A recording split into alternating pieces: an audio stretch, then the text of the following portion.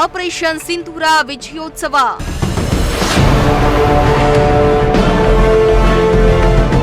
Junior college ಮೈದಾನದಲ್ಲಿ ಬಿಗಿ police ಬಂದೋಬಸ್ತ್.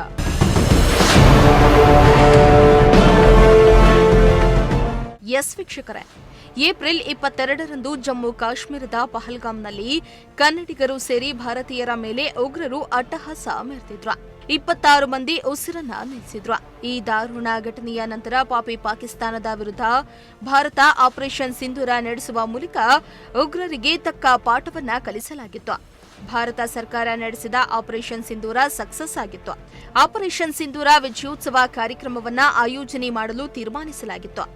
ಅದರಂತೆ ಇಂದು ಜೂನಿಯರ್ ಕಾಲೇಜು ಮೈದಾನದಲ್ಲಿ ಕಾರ್ಯಕ್ರಮ ಅದ್ದೂರಿಯಾಗಿ ನಡೀತಾ ಇದ್ದು, ಮುಂಜಾಗ್ರತಾ ಕ್ರಮವಾಗಿ ಬಿಗಿ ಪೊಲೀಸ್ ಬಂದೋಬಸ್ತ್ ಅನ್ನು ಏರ್ಪಡಿಸಲಾಗಿದೆ.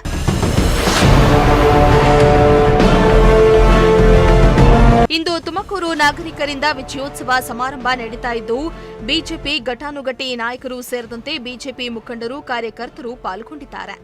ಕಾರ್ಯಕ್ರಮದಲ್ಲಿ ಮುಖ್ಯ ಅತಿಥಿಯಾಗಿ ಪಾಲ್ಗೊಳ್ಳಲಿರುವ ಮೇಘಾಲಯ ರಾಜ್ಯಪಾಲ ವಿಜಯಶಂಕರ್ ಆಗಮಿಸಿದ್ದಾರೆ.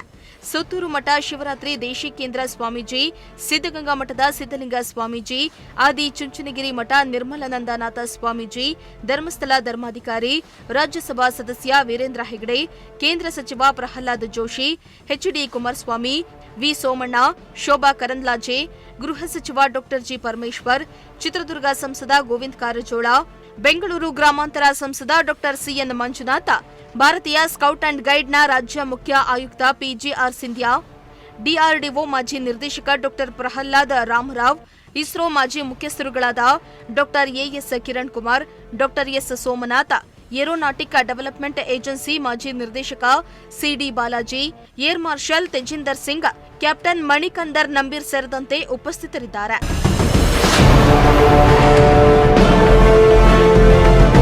ಇನ್ನು ಮಾಜಿ ಸಚಿವ ಸುಗುಡು ಶಿವಣ್ಣ ನೇತೃತ್ವದಲ್ಲಿ ಆಪರೇಷನ್ ಸಿಂಧೂರ ವಿಜಯೋತ್ಸವ ನಡೀತಾ ಇದ್ದು, ಜಿಲ್ಲೆಯ ಶಾಸಕರು, ಶಾಲಾ ಕಾಲೇಜು ವಿದ್ಯಾರ್ಥಿಗಳು, ಸ್ಕೌಟ್ಸ್ ಗೈಡ್ಸ್ ಮತ್ತು ನಾಗರಿಕರು ಕಾರ್ಯಕ್ರಮದಲ್ಲಿ ಭಾಗವಹಿಸಿದ್ದಾರೆ. ಕ್ಯಾಮರಾ ಪರ್ಸನ್ ಸಂಜಯ್ ಜೊತೆ ದೀಪಕ್ ಕೆಂಕೆರೆ, ಪ್ರಜಾಶಕ್ತಿ ಟಿವಿ, ತುಮಕೂರು.